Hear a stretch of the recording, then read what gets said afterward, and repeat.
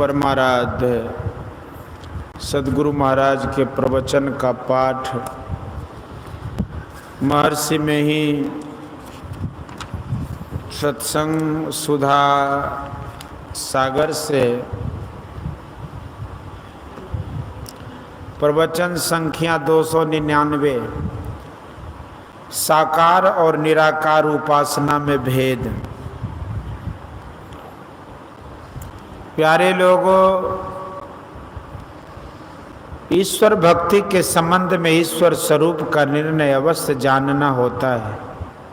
उस स्वरूप के अंदर में निर्गुण, सगुण, साकार और निराकार की बड़ी चर्चा होती है। इन चारों के अतिरिक्त व्यक्त और अव्यक्त यानी इन छहों की चर्चा बहुत होती है।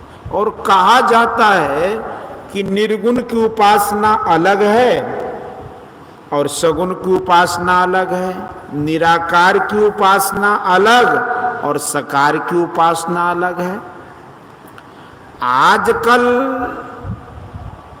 समय के अनुकूल और विद्या के अनुकूल बड़े बड़े विद्वान ज्ञान रखते हुए कहते हैं कि संत में दो प्रकार के हैं, एक सगुनिया संत और दूसरे निर्गुनिया संत होते हैं। इन्हीं बातों पर थोड़ा प्रकाश डालता हूं, गौर कर लीजिए। निर्गुण का अर्थ है जिसमें गुण नहीं। गुण कहते हैं विशेषण को या तारीफ को। यह एक अर्थ है।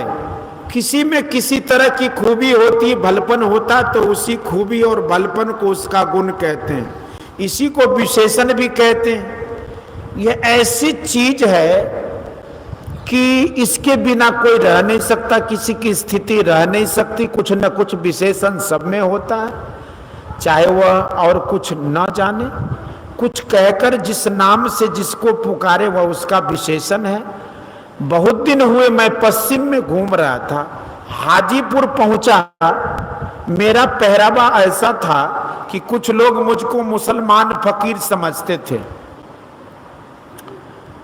एक मुसलमान ने मुझको आदर से बुलाकर पूछा, आपकी तारीफ क्या है? मुसलमानों से मुसलमान फकीर समझते थे।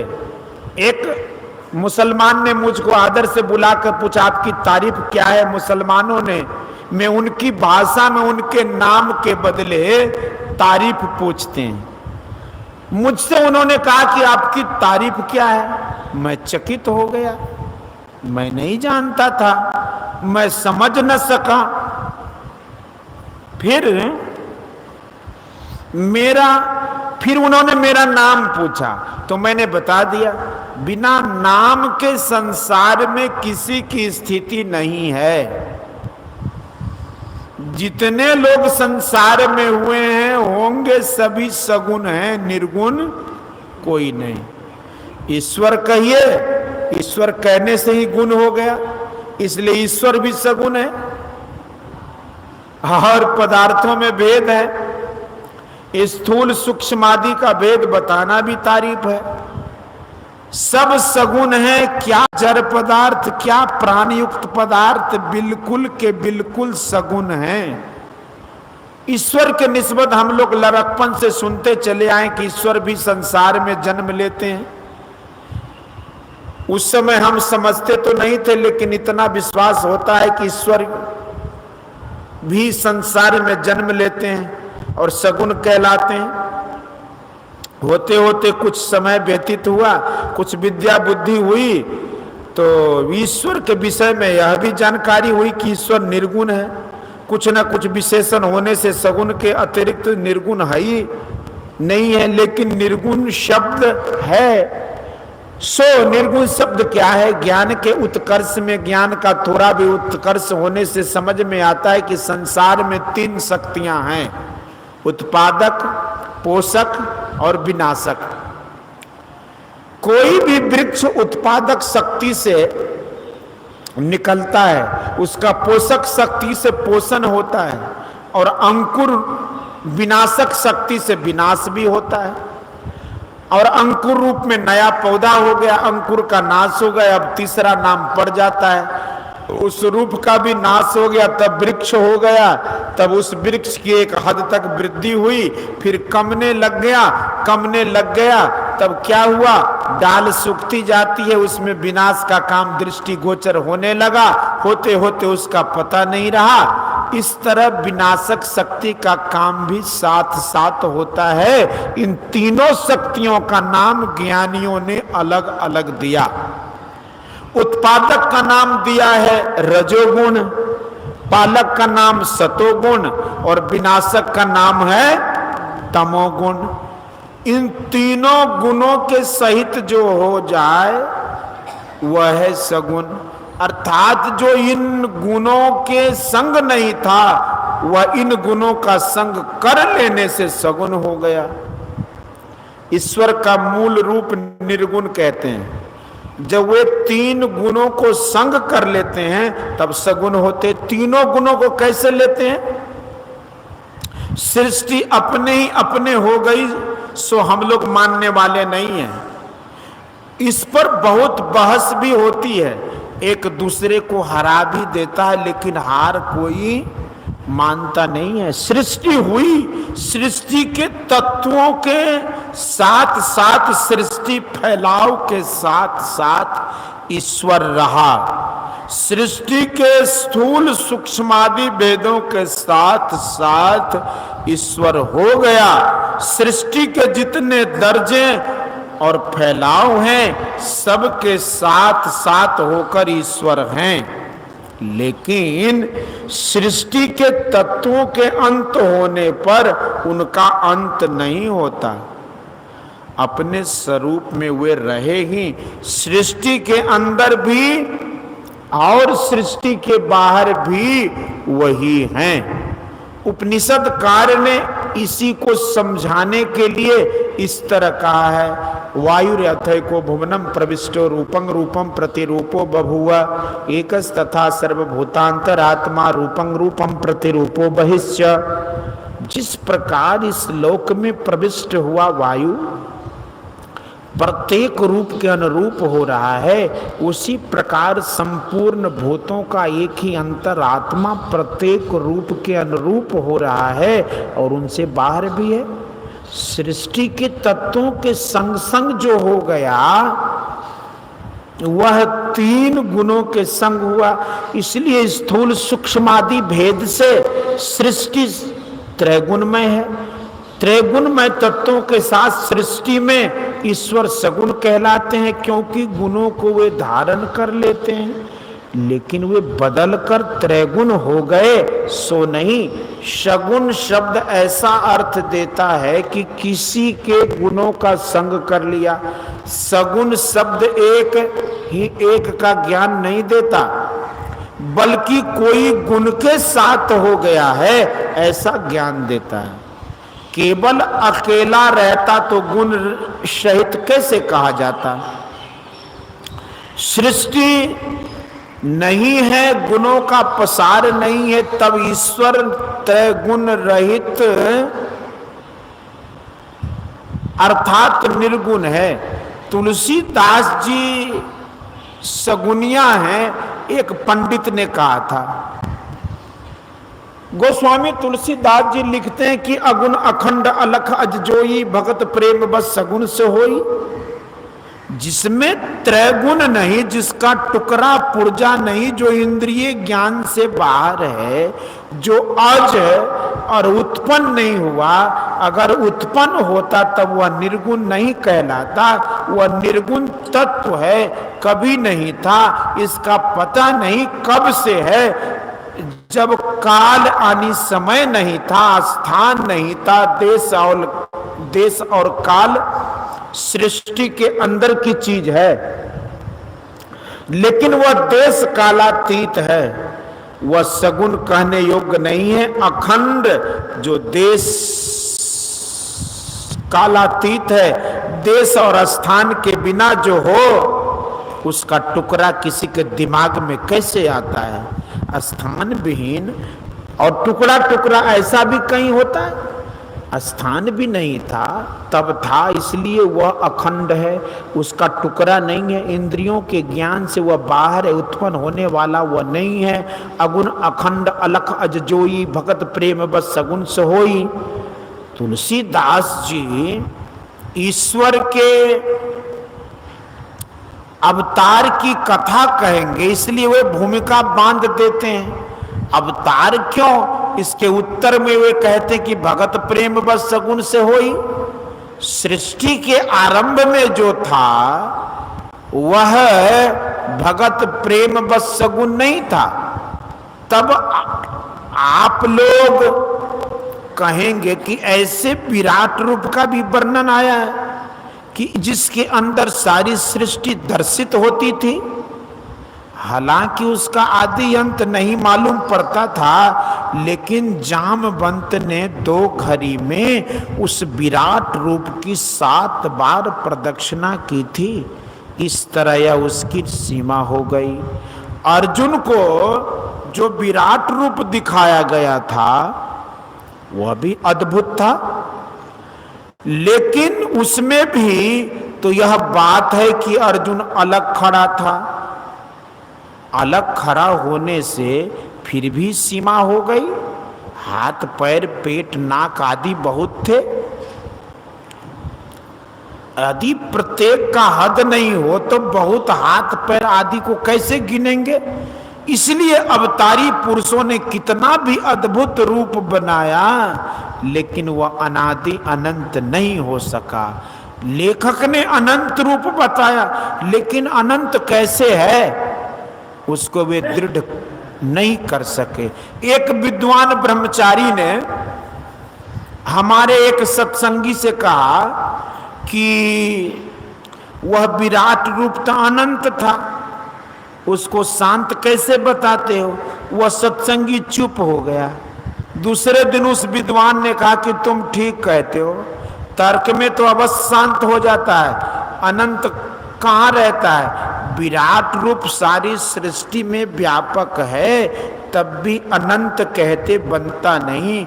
विराट रूप सगुण किसी भी तरह अनंत नहीं हो सकता। त्रिदेव महेश ब्रह्मा विष्णु जो हैं, इनके लिए भी कहा जाता है कि ये भी ईश्वर हैं, ये भी ईश्वर हैं। विचारने पर ये भी ईश्वर के सगुण रूप हैं। किनकी प्रार्थना से सगुण हुए सो भी वर्णन नहीं है। परमात्मा की मौज से हुए अवतारी पुरुष जो होते हैं, उन्हीं के लिए खास तौर से है कि भगत प्रेम बस सगुन से होई। एक तो भगत प्रेम, दूसरा ब्रह्मा विष्णु महेश का सगुण रूप, और तीसरा इन सब में व्यापक होता हुआ विराट सगुण रूप, ये सभी इनकी खास मौज से है। तब भी सारे सगुण में व्यापक होते हुए सबसे परे अपना स्वरूप रखते ही है, वह है निर्गुण। गुरु किसको कहते हैं? तुलसीदास जी कहते हैं कि ज्ञान कहे अज्ञान बिनु, तम बिनु कहे प्रकाश, अनिर्गुण कहे सो सगुण बिनु, सो गुरु तुलसीदास। इन गुरु को कौन पहचाने? उनमें अज्ञान का लेस मात्र नहीं है, जिसका प्रकाश अंधकार नहीं है, बिना जिस प्रकाश में अंधकार नहीं है, बिना अंधकार के प्रकाश को जो कहते हैं। यदि कहो कि सूरज में तो प्रकाश ही प्रकाश है, यदि कहो कि सूरज में तो प्रकाश ही प्रकाश है, अंधकार कहाँ है? तो इस सूरज से जिसको हम नहीं देख सकते उसके लिए वह तो अंधकार ही है। यंत्रों के द्वारा, दूरबीन के द्वारा देखा, स्थूल का जर्रा जर्रा देखा, सृष्टि के सूक्ष्म भेद को भी देखा, स्थूल में जितनी बारीकी है बहुत कुछ देखा, और भी देख सकते हैं, लेकिन स्थूल को छोड़कर जो सूक्ष्म है उसको देखा। मुझसे कोई पूछे कि स्थूल को छोड़कर सूक्ष्म है तो मैं कहूंगा हाँ है। पूछे कि कहाँ है तो कहूंगा कि 3 अवस्थाओं के परे है। कोई कहे कि जागृत स्वप्न सुषुप्ति 3 अवस्थाओं के परे भी अवस्था होती है, मैं कहूंगा हाँ होती है। लेकिन बहुतों को पता नहीं है। मैं यह भी कहूंगा कि ग्रंथ में लिखा है चौथी अवस्था भी है। कोई कहे कि किताब में लिखने से क्या होगा, प्रत्यक्ष दिखाओ, तो मैं कहूंगा कि एक दृष्टि बनाकर देखो, तब जो देख सकोगे तो चौथी अवस्था हो जाएगी। एक दृष्टि एक बिंदुता में होगी। सबको एक समान देखना ही एक दृष्टि नहीं है। दृष्टि को इतना समेटो कि एक बिंदुता हो जाए। जब तक एक बिंदुता रहेगी चौथी अवस्था में रहोगे। करके देखो, प्रत्यक्ष होगा। बाहर में निशाना करने वाले भी दृष्टि को समेट कर देखते हैं, नहीं तो निशाना कैसे करते हैं। दृष्टि समेटना तुम्हारे अधिकार में है। दृष्टि को समेटो, यह योग की अवस्था है। चौथी अवस्था में रहकर देखो, तब जो देखने में आवेगा वह किसी यंत्र से आज तक किसी ने नहीं देखा है। कितना भी प्रखर प्रकाश रहे, अंधकार में, अंदर में अंधकार पहले मालूम पड़ता है। स्थूल सूक्ष्म के भेद को जाना है, उसका थोड़ा थोड़ा नमूना जाना है, तब विश्वास हुआ है। जो थोड़ा विश्वास था, थोड़ा थोड़ा नमूना देखते देखते और अधिक विश्वास हो गया। तुम नहीं नहीं कहते रहो और हम हाँ हाँ कहते रहेंगे, और यहां आकर हार जाओगे जहां तंबिन कहे प्रकाश है। वह प्रकाश कहाँ है बता दो। प्रथम का जो मूल तत्व है, सर्व पर जो तत्व है, सबसे पूर्व का जो पदार्थ है वह निर्गुण है। सगुण में स्थूल सूक्ष्म का भेद है, सगुण में साकार निराकार का भेद है, और दृश्य अदृश्य का भेद भी है। साकार भेदों में भी व्यक्त और अव्यक्त है। जैसे तूर्य अवस्था में पहुंचो तब जो देखो सो सगुण है, लेकिन तीन अवस्थाओं में रहने वाले के लिए यह अव्यक्त है। इन बातों की जानकारी चाहिए। केवल निर्गुणिया और सगुनिया कहकर फिरना और साधना करके जानना नहीं, ये विद्वानों के लिए यह उचित नहीं जचता। साधना करके जो ज्ञान होता है उनमें वे नहीं है, और वचस ज्ञान में बहुत पारंगत है। उनकी बड़ी तारीफ भी होती है, लेकिन मैं कहता हूं कि उनको यह ज्ञान भी हो जाए तो सोने में सुगंध है। ये सब भेद सगुण और निर्गुण में है। निर्गुण में तो भेद है ही नहीं, भेद सगुण में। साधना ऐसी हो कि पहले स्थूल इंद्रिय गोचर, फिर सूक्ष्म इंद्रिय गोचर, फिर ऐसा कभी नहीं, ऐसा कभी भी इंद्रिय गम होने योग्य नहीं। अंदर अंदर चलो तो ऐसा होता है। ईश्वर की उपासना में सगुण उपासना भी चाहिए, नहीं तो कोई चल नहीं सकेंगे। सगुण सकार की उपासना होनी चाहिए और निर्गुण निराकार की भी, नहीं तो कोई भक्ति में पूर्ण हो नहीं सकता। गोस्वामी तुलसीदास जी कहते कि रघुपति भक्ति करत कठिनाई। यह ठीक है, फुसलाने की बात नहीं है। सगुण निर्गुण में जो भेद है कितना कहा जाए। सत्संग योग के चौथा भाग में लिख ही दिया है, पढ़कर मनन कर रखिए। कोई संत केवल सगुण भक्त, कोई संत केवल निर्गुण भक्त नहीं होते। कोई संत पर जबरदस्ती कुछ लादे हो नहीं सकता। उनको वचस ज्ञान भले बहुत हो, लेकिन योगिक दृष्टि से बहुत दूर है। गोस्वामी तुलसीदास जी, सूरदास जी, कबीर साहब, गुरु नानक साहब आदि के समान आज कोई संत नहीं है जो उनमें झूठ बतावे। कोई कहे कि तुलसीदास जी के कहने से क्या होगा, तो मैं कहूंगा कि आपके कहने से क्या होगा। मैं बहुत जोर देकर कहता हूं कि तुलसीदास जी और सूरदास जी उसी निर्गुण तत्व तक पहुंचे हुए थे जहां कबीर साहब और गुरु नानक साहब आदि संत पहुंचे थे। आप कहेंगे कि आप निर्गुण सगुण के पार में कहते सो क्या, तो मैं कहूँगा कि निर्गुण एक शब्द है, उसके परे मैं जाने कहता हूँ। सांख्य शास्त्र के अनुकूल बहुत पुरुष हैं और वे सब निर्गुण हैं। जो शब्द ब्रह्म है वह भी निर्गुण है। इस तरह सांख्य के अनेक निर्गुण पुरुष से और निर्गुण शब्द ब्रह्म से परे जो है वह निर्गुण के परे है। इस तरह निर्गुण के परे तो वे है ही हैं और सगुण के परे भी हैं। इसलिए निर्गुण सगुण के पार में मैं कहता हूं। ऐसा ख्याल रखते हुए लोगों को भक्ति मार्ग में अपने को रखना चाहिए। जो भक्ति मार्ग में ऐसा ख्याल नहीं रखता है और जो आज अपने को भ्रमित नहीं मानता, एक न एक दिन उसकी समझ में आएगी कि मैं भ्रम में था। जो कम पढ़े लिखे हैं सत्संग करें, सब बातें समझ में आ जाएंगी।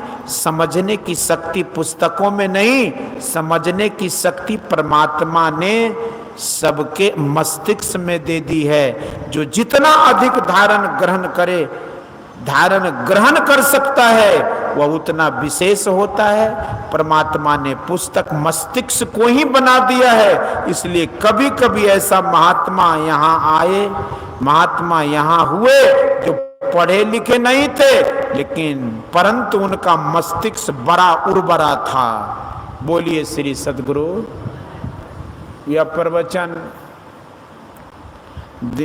दिनांक 10/3/1969 ईस्वी को भागलपुर जिलांतर्गत अठगामा ग्राम में अखिल भारतीय संत मत सत्संग के 61वां वार्षिक अधिवेशन में प्रातःकालीन सत्संग के शुभ अवसर पर हुआ था।